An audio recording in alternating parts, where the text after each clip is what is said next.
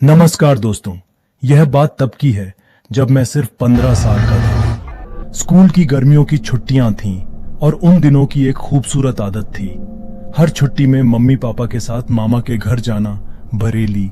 मामा और मामी बरेली के एक छोटे से मोहल्ले में रहते थे। वो जगह अब भी मेरे जहन में बसी है, शांत पर बहुत कुछ कहती हुई। मामा के घर के ठीक सामने एक और घर था जहां 5 लोग रहते थे। उन्हीं में एक थीं आंटी।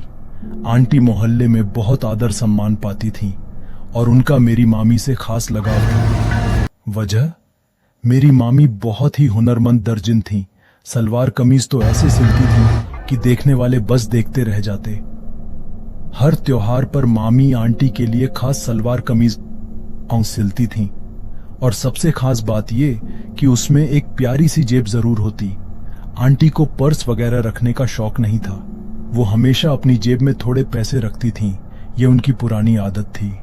सब कुछ ठीक चल रहा था, लेकिन एक दिन खबर मिली कि आंटी बहुत बीमार हैं। हम सब परेशान हो गए। उनके घर वालों ने इलाज ठीक से नहीं करवाया। मामी इंसानियत और पुराने रिश्ते की खातिर आंटी की सेवा करती रहीं, लेकिन आंटी के बेटे बहू ने मामी को कई बार घर से भगा दिया। कुछ दिन बाद आंटी चल बसी।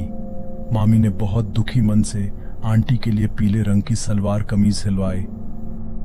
सबसे ज्यादा पसंद था, लेकिन इस बार मामी दुख में एक चीज भूल गई, कपड़े में जेब लगाना। फिर विधि विधान से आंटी का अंतिम संस्कार हो गया। पर कहानी यहीं खत्म नहीं होती। 2 दिन बाद की बात है। सुबह सुबह मामी ने जैसे ही घर का दरवाजा खोला, वो एकदम चीख पड़ी। क्यों? क्योंकि सामने आंटी खड़ी थी, वही पीली सलवार कमीज पहने हुए। मामी डर के मारे कांपने लगी। आंटी मुस्कुराकर बोली, देख मैं कैसी लग रही हूं, पर तूने इस बार मेरी सलवार कमीज में जेब क्यों नहीं सिली? तुझे पता है ना, मुझे जेब में पैसे रखने की आदत है।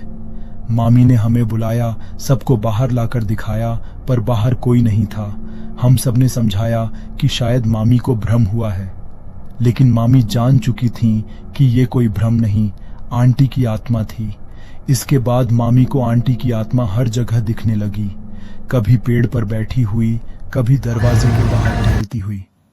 मामी डर के मारे कांप जाती और फिर एक रात के ठीक 3 बजे मामी की नींद टूटी। खिड़की से कुछ आवाजें आ रही थीं।